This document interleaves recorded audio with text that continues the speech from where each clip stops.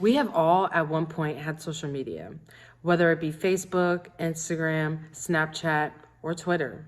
Some of us might still be on these platforms today. We communicate with friends, post pictures of ourselves and our family, and we make new connections. But what about the downfalls and the disadvantages that comes with social media? There are many cons to being on these platforms, such as these, which can cause distractions, struggles with self image, and a lot of disconnections face to face. This is so important for our society to be aware of because we spend an endless amount of time on these social media platforms. It can cause so many issues to come upon our lives. With all of this already being said, this is exactly why our society should steer away from these platforms. And if we already are on these platforms, to understand and to be aware of the downfalls that you can face with being on them. To begin with, one of the many disadvantages social media has on our lives is that we allow ourselves to compare our self-image or our life to one another, wrecking who we truly are. Comparing our lives to someone else's is a very slippery slope in our mental health. The article written by Sabrina LaPlante on the website theconversation.com, social media and how it can crush our self-esteem, she states the social comparison therefore has many consequences for both our behavior and for our psychological well-being. For example, social media allows us to share our best part of our lives and also our best pictures of our lives, which goes for our society to say, why do I not look like that? Why is my life not as perfect as theirs? Or what am I doing wrong? When in reality, everyone has downfalls in their lives. We just choose not to show them. Another big part of self-image issues on social media is filters and editing our photos. Dr. Bryan from How Social Media Can Harm Our Body Image says that you may not realize how much exactly editing is going on behind the scenes of what we see posted on social media. Everyone loves to use filters and loves to edit their posts. So nothing we see on platforms are really 100% truly of what they are. Furthermore, on the website rootsofaction.com by Marilyn Price Mitchell, she also states that we develop this perfect image of ourselves. And some of us actually try to create an imaginative thought that we have of ourselves instead of staying true to who we are. This just goes to show that everything on social media is not the reality, which can play mind games with who we are on the inside and who we are on the out. We have talked about one of the most important disadvantages to know about social media, but there's so much more that is not good for our well-being on these platforms. And this is not being able to connect face-to-face with our peers.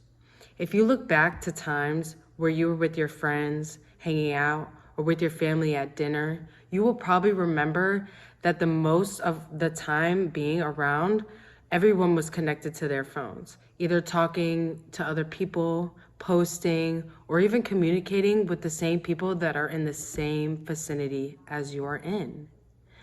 Marilyn Mitchell Price on rootsofaction.com says that friends use their phones so much that it is difficult to have conversations face to face with having all these platforms nowadays.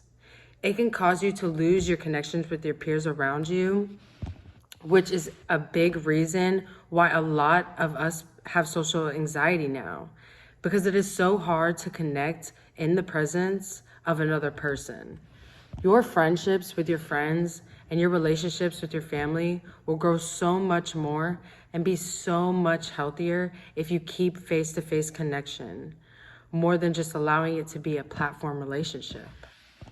Finally, we come to the last disadvantage I'm going to bring forth here to you guys. This is that social media can impact your life by being a distraction to your main priorities. For example, author Team Amanda from the article Teenagers and Social Media, Distraction and Low Concentration states that excessive need to check on our mobile has led us to social media distraction and disassociation from everyone in our environment and everything in our environment. If we really take a second to listen to what this text is saying, we as a society are being so distracted by the platforms we are on that we disassociate ourselves from everything that is going on around us, including our daily tasks to help us grow. Marilyn Price Mitchell continues to explain how social media is a distraction. And she says, ever since I got a smartphone, I have been distracted from everything I watch. I watch less television, I do less homework, and I even spend less time with my families and friends. This comes from the website rootsofaction.com. This has to be one of the most true statements I have heard about being on our phones and social media, and how we allow platforms to be our lives, and we conform to what social media wants for us. We have to remember to stay into reality and to be true to who we are. We can clearly see that social media platforms are not helping us thrive in any kind of way of our actual lives. It causes distraction, body image issues, face-to-face disconnection, and so much more.